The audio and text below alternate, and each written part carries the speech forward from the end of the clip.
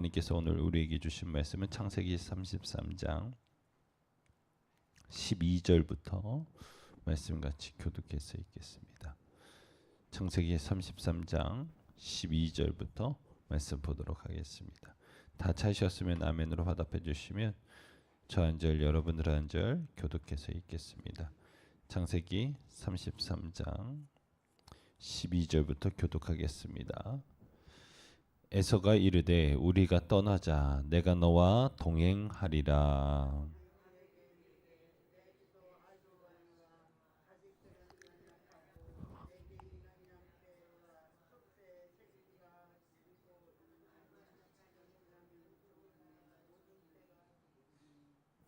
청하건대 내 주는 종보다 앞서가소서.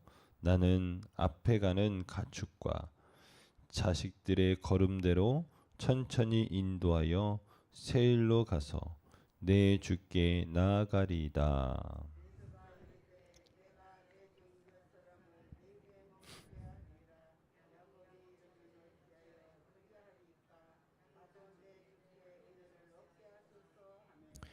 이날에 에서는 세일로 돌아가고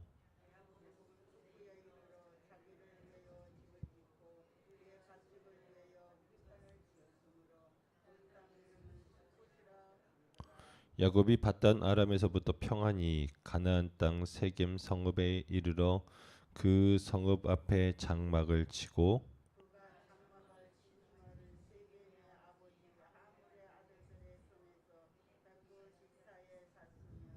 같이 읽습니다. 거기에 제단을 쌓고 그 이름을 엘 엘로이 이스라엘이라 불렀더라. 아멘. 할렐루야. 오늘 이 시간 이제 창세기 33장 12절부터 같이 말씀을 함께 나눌 텐데 어저께는 이제 형제가 화해하고 이제 연합하는 아주 좋은 모습을 보았어요.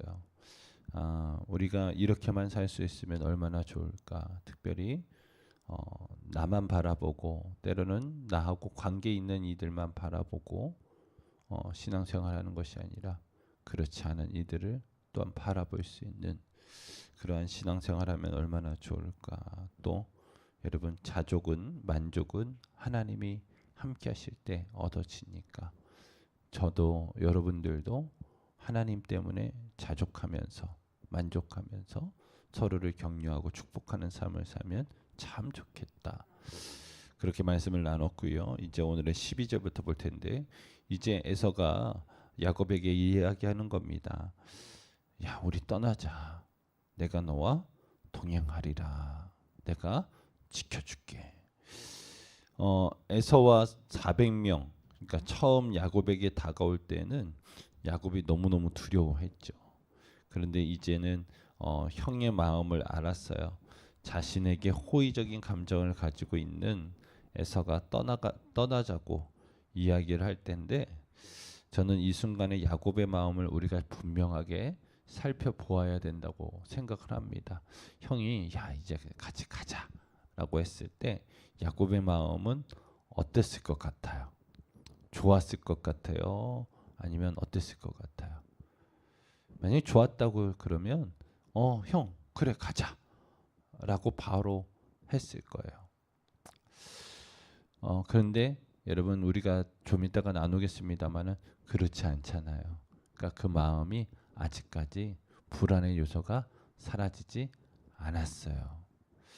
만약에 여러분 이것을 문자적으로만 보고 야 야곱은 이제 400명의 장정을 거느린 에서가 돌봐주니까 마음이 편하겠다. 두려움이 사라지겠다. 염려할 것이 사라지겠다. 보시면 여러분 신앙을 다시금 점검해 보셔야 돼요. 왜 그러냐면 여러분 우리가 이미 33장 전반부에 여러분 야곱이 이제 이 땅에 들어와서 누구를 만나요? 하나님의 군대를 만나잖아요. 그 군대가 야곱이 이 가나안 땅 가운데 들어오는 것까지 지켜주시고 보호해 주잖아요. 그래서 그가 뭐라고 그랬어요? 마하나임 이라고 고백하잖아요. 그러니까 여러분 하나님의 군대가 자신을 지켜주고 돌봐줘도 그의 마음은 뭐 했어요? 두려웠어요. 마치 누구처럼 도단성에 여러분 아람 군대가 온 성을 포위하고 있을 때 여러분 엘리사의 사환이 그걸 보고 눈이 그냥 뒤집어지는 거 아니에요. 큰일 났다고, 망했다고, 쟤네들이 우리 다 포위했다고, 이제 우리 끝났다고. 그게 틀린 얘기 아니잖아요. 그죠? 맞는 얘기입니다. 눈앞에 있는 사실은 분명해요. 눈으로 봤으니까, 완전히 포위됐으니까. 그런데 여러분 그 너머에서 하나님이 일하시는 것을 보아야 합니다. 무슨 얘기인지 아시겠어요? 분명하게 하나님의 군대가 여러분 그들과 함께 한다는 것을 알면서도 야곱은 어떻게 해요? 에서가 400명 데리고 온다는 것이 두려워서 쩔쩔맸던 것들을 기억하셔야 합니다. 여러분 지금 에서가 400명으로 지켜준다고 야곱의 마음이 평안하다고 한다면 야곱의 신앙은 정말로 신앙이라고 말할 수도 없는 그러한 처지예요. 무슨 얘기인지 아시겠어요? 진짜를 보지 못하고 세상을 바라보면서 살아가는 그 사람이에요. 하나님의 군대가 야곱과 함께하고 있었어요. 여러분 그것만으로도 큰 힘과 위로인 것이죠. 그래서 앞서 잠깐 언급했었던 그 도단성에서 여러분 엘리사가 그의 사환을 위하여 기도할 때에 어떤 일이 벌어져요? 그의 영안이 열려지고 여러분 그 아람 군대 자신들을 포위하고 있었던 아람 군대를 포위하고 있는 천군 천사를 보는 거 아니에요? 우리와 함께하는 자들이 더 많도다, 더 힘이 있도다. 할렐루야. 그것이 보여져야 믿음이 살아 있는 거예요. 무슨 얘기인지 아시겠어요? 그것이 보여져야, 믿어져야 어떻게 해요? 내 마음 가운데 두려움과 걱정과 염려가 사라지는 거예요. 그게 보이지 않으면, 그게 믿어지지 않으면 평생 두려움 가운데 묶이고 살아가는 겁니다. 자, 그러면서 여러분 13절의 말씀을 봤더니 야곱이 에서에게 이렇게 얘기해요. 그에게 이르되 주도 아시거니와 자식들은 연약하고 내게 있는 양떼와 소떼가 뭘 데리고 있어요? 새끼들을 데리고 있은즉 하루만 지나치게 몰면 모든 떼가 뭐 하겠대요? 죽는다고. 여러분 이 말 사실일까요? 거짓말일까요? 어떻게 생각하세요? 네? 사실인 것 같아요? 거짓말인 것 같아요? 한번 말해보세요. 여러분 우리가 이거에 대해서 이야기할 때 근거가 있어야 될 거 아니야? 근거가. 자, 야곱이 이제 처음 바단 아람을 출발할 때 여러분 그의 장인이었던 라반이 뭐 하러 갔어요? 양털 깎으러 갔다 그랬잖아요. 31장 22절 말씀에 보면 3일 동안 야곱이 도망한 것이 라반에게 들린지라라고 했을 때 여러분 이것을 이렇게 해석하면 이해가 좋아요. 야곱은 있는데 누가 양털 깎으러 갔어요? 라반이. 그런데 라반이 양털 깎으러 가는 데가 3일 동안 가야 되는 길이야. 그러니까 여러분 야곱의 시작점보다 라반은 3일 길을 더 멀리 가 있는 거예요. 무슨 얘기인지 아시겠죠? 자, 시작이 틀린 거예요. 이제 우리가 저 어렸을 때는 저희 형이랑 때로는 동네의 큰 형이랑 때로는 우리 동네 동생들이랑 달리기 시합할 때 좀 약한 애들은 어떻게 해요? 깍두기 같은 애들은 너 저기 앞에 가서 뛰어. 그렇게 하는 것처럼 여러분 야곱이랑 그 라반이랑 시작점이 한 3일 정도 거리가 있어요. 이제 출발한 거예요. 그랬는데 언제 여러분 라반이 야곱을 따라잡냐면 23절의 말씀해 봤더니 라반이 그의 형제를 거느리고 7일 길을 쫓아갔어요. 그러니까 라반은 이미 3일 길 전에서 출발을 했으니까 총 10일 길을 쫓아가지고 따라간 거예요. 자, 바단 아람에서 어디서 만났냐면 그 길르앗 산에서 만났단 말이에요. 기억하세요? 막 열심히 쫓아가지고 길르앗산에 가가지고 만났단 말이에요. 그러니까 바단 아람에서 길르앗산까지의 거리가 약 480km 정도 돼요. 자, 그럼 열흘 동안 쫓아갔으면 하루에 몇 킬로씩 걸어간 거예요? 48km. 하루에 48km를 간 거예요. 여러분, 하루에 48km 걸어서 가실 수 있는 분, 일반 보통 군인이, 그러니까 20대의 젊은 군인들이 하루 종일 잘 걸어야 48km 걸어요. 그것도 군인이. 그러니까 군인은 여러분 어떤 목적지를 정해놓고 막 푸시하고 그냥 뒤에서 욕도 하고 하면서 걸어가야 하루 종일 걸어야 48km 걷는다니까요. 그런데 여러분 지금 야곱 말대로 한다면 어린아이 데리고 여러분 새끼 소들 데리고 40-80km를 간 거예요. 여러분 이거는 야곱이 천천히 간 게 아니라 그 걸음이 엄청 빠른 거예요. 엄청 몰아 제낀 거예요. 무슨 얘기인지 아시겠어요? 그랬는데도 하나도 안 죽었어. 하나도 안 죽었어. 자, 이건 그러면 결국은 핑계 아닌 핑계, 거부 아닌 거부를 하고 있는 거죠. 형이랑 울고 안고 그냥 형 이것도 받아 뭐 내 주야 막 이런 얘기를 했지만 아직까지 뭐예요? 가까이 하기에는 너무나 먼 당신이야. 무슨 얘기인지 아시겠어요? 그래서 어떻게 해요? 형 14절에 말씀해봤더니 청하건대 내 주는 종보다 앞서 가소서. 형 바쁘잖아. 해야 될 게 많잖아. 공사 다 망하잖아. 그래서 어떻게 해요? 나는 앞서가는 가축과 자식들의 걸음대로 천천히 인도하여 세일로 가서 내 주께 나아가리이다 라고 해요. 여러분 보세요. 앞서가는 가축. 여러분 가축을 가라고 가면 지들이 막 가는 것들도 있지만 그냥 어떤 놈은 저쪽으로 가고 어떤 놈은 이쪽으로 가고 그냥 걔네들이 앞서가면 여러분 진도가 안 나가는 거예요. 그래서 이스라엘 목자는 뭐라고 그랬어요? 앞서간다고 그랬잖아요. 그리고 그들을 부른다고 그랬잖아요. 무슨 얘기인지 아시겠어요? 그래서 여러분 기억하셔야 될 건 제가 이제 이 표현을 참 많이 쓰는데 예수님이 우리 목자 되시잖아요. 그럼 옛날에 우리 저 어렸을 때까지만 해도 저는 국민학교 세대인데 저 어렸을 때까지만 해도 무슨 얘기했냐면 우리 선생님의 그림자는 밟아도 된다 안 된다 안 된다 그잖아요. 그런데 제가 신앙생활 하다가 어떤 사람이 은혜 받냐면 스승님의 그림자 안에 있는 사람이 여러분 복 받는 자예요. 그만큼 가까우니까. 이해되세요? 그거를 성경의 표현으로 뭐라고 하냐면 전능자의 그늘로 덮으소서. 아멘이십니까? 제가 어느 날 금식하다가 전능자의 그늘에 덮으소서 이거 하고 시편 23편을 같이 묵상하다가 아 그렇구나. 양들도 말이지 목자가 불러요. 위 이렇게 부른다고요? 그러면 그게 우리 목자가 나를 부르는구나 하고서 양들이 쭉 하고 모여서 쫓아온단 말이에요. 그때 여러분 어떤 양은 맹 꼴찌로 쫓아오는 놈이 있는가 하며 어떤 양은 그냥 냅다 그냥 그 목자한테 달려와 가지고 착 붙는 양이 있어. 여러분이라면 어떤 양이 더 이쁘겠어요?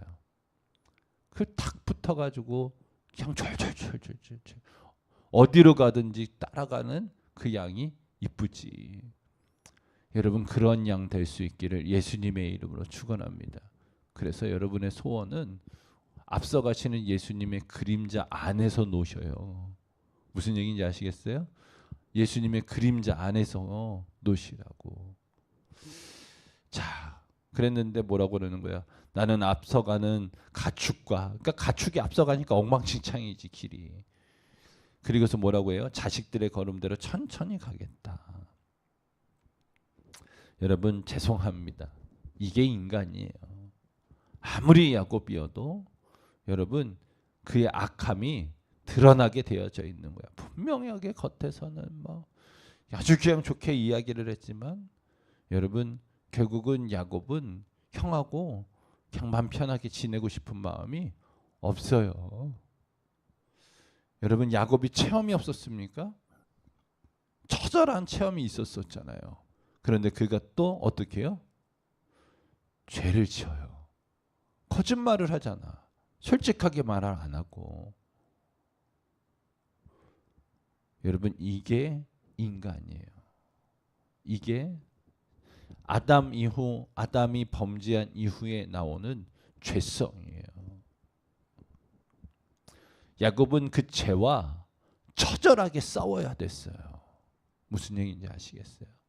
처절하게 싸워야 됐어요. 그런데 어떻습니까? 싸우지 않는 거예요. 우리처럼. 아유, 그냥 이번에만 넘어가고 나중에 회개하지. 아니 나중에 회개하지도 생각 안 해. 일단 이거 그냥 거짓말해서 넘어가 보자. 그냥 넘겨보자. 여러분 기억하세요. 그것이 영적인 나병이에요. 죄에 대해서 무감각해지는 거. 죄에 대해서 무감각해지는 거. 여러분 예수 믿으면 참 희한한 게 그 전에 거짓말 한번 하도 아무렇지도 않았던 게 거짓말하면 그냥 마음이 찔리고 콩닥콩닥하고 아 이거 아닌 것 같은데 즉 살기가 어려워져요. 무슨 얘기인지 아시겠어요? 그냥 세상에서 살기가 어려워진다고. 옛날에는 장사할 때 속이면서 팔아도 아무렇지도 않았는데 장사할 때 속이면 어때요? 마음이 불편해. 찝찝해. 이러면 안 될 것 같아. 자꾸 이런 생각이 들어요. 그러니까 예수 믿으면 세상 살기는 어려워요. 그런데 여러분 다 아시는 것처럼 예수 믿어야 사는 거예요. 아멘이십니까? 다시금 회개하지 않기 위해서 분투하면서 싸워야 하는 거예요. 어제 말씀드렸던 것처럼 믿음의 방패를 들고 원수마귀가 불화살을 쏴대는데 그걸 막아내고 여러분 결단하며 분투해야 여러분 다시금 죄짓지 않는 것이지 안 그러면 죄의 탄성 쭉 고무줄을 잡아당겼다가 놔버리면 원위치로 휙 가려고 하는 것처럼. 근데 여러분 아시죠? 고무줄을 당길 때는 힘이 많이 들어가는데 탁 놓으면 어떻게 해요? 돌아가는 것 힘이 안 들어간다니까. 우리가 죄를 안 지으려고 부단히 애쓰다가 한번 죄 지으면 원위치로 가는 건 아주 쉽다니까. 세상으로 가는 거 여러분 어려울 것 같아요? 아니요. 더 쉬워요. 그런데 그리고 나서 다시 또 돌아오려면 그렇게 힘들어요. 제가 중학교 2학년 때 동계 수련회를 갔는데 그때는 여름에는 시골 교회로 수련회를 가고 겨울에는 기도원으로 수련회를 갔었어요. 기억하는 게 그날 처음 이제 기도원에 갔는데 눈이 엄청 많이 내렸어요. 그래서 우리는 도착했는데 다른 팀들이 도착을 못 하고 있는 거예요. 그래서 왜 그랬는지 모르겠지만 막 형들이랑 막 눈싸움하다가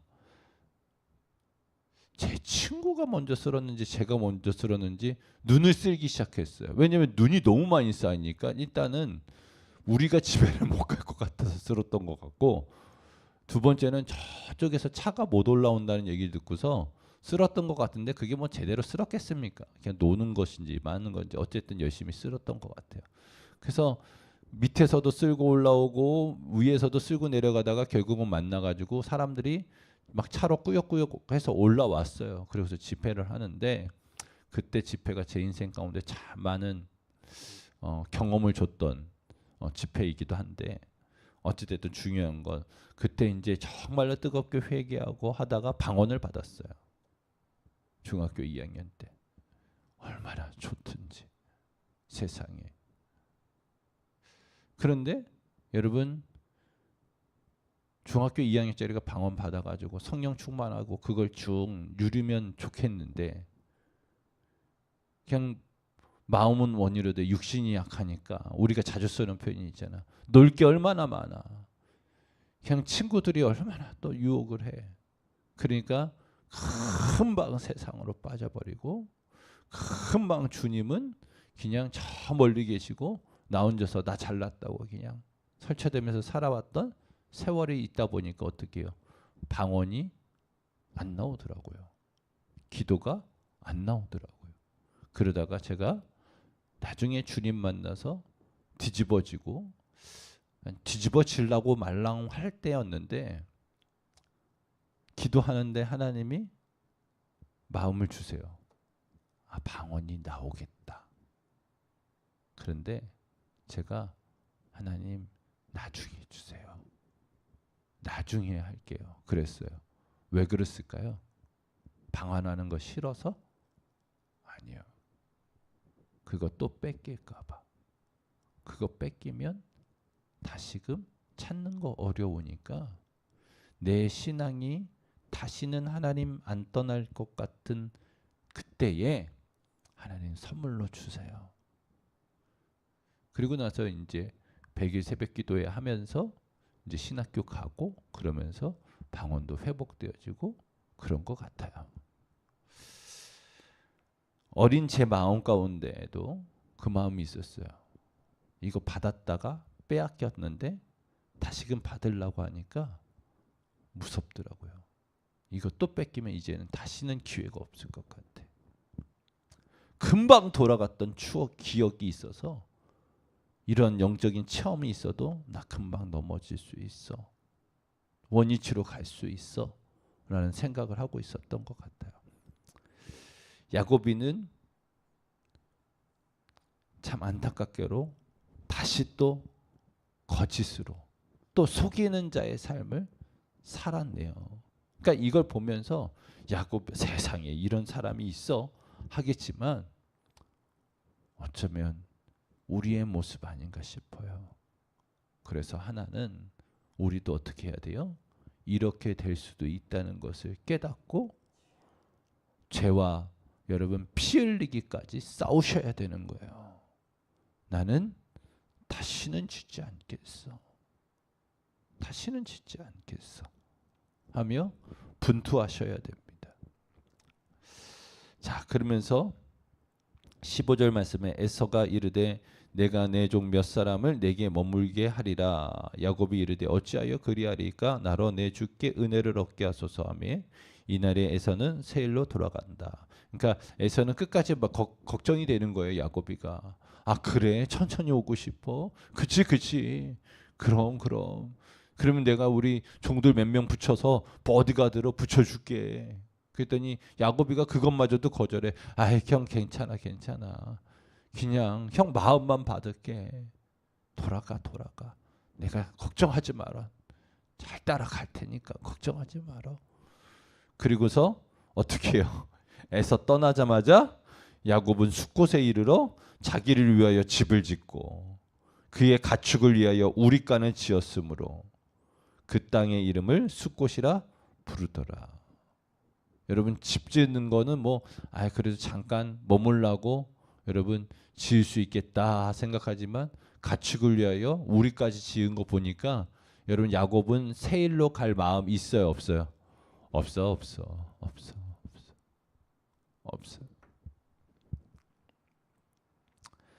결국은 야곱이 여러분 18절 말씀 보면 기가 막힌 말이 나오는데 야곱이 밧단 아람에서부터 평안히 어디 가나안 땅 세겜 성읍에 이르러 그 성읍 앞에 장막을 쳤어요. 여러분 이 표현 평안히 가나안 땅에 도착했다. 여러분 이 표현이 우리에게 되게 좋아 보이잖아요. 야 밧단 아람에서 여기까지 왔는데 평안히 왔대. 여러분 이 과정 속에 야곱은 뭘 체험했죠? 하나님 앞에 하나님의 군대를 통해서 때로는 하나님 앞에 하나님의 천사를 붙들면서 하나님의 은혜를 구하면서 살겠다고 매달렸지만 어떻게 해요?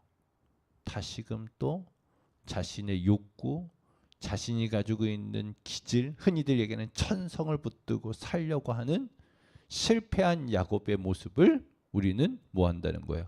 보고 있는 거예요. 이해되십니까? 그러니까 이 평안이에 속으시면 안 되는 거예요. 이건 거짓 평안이야. 잘못된 평안이야.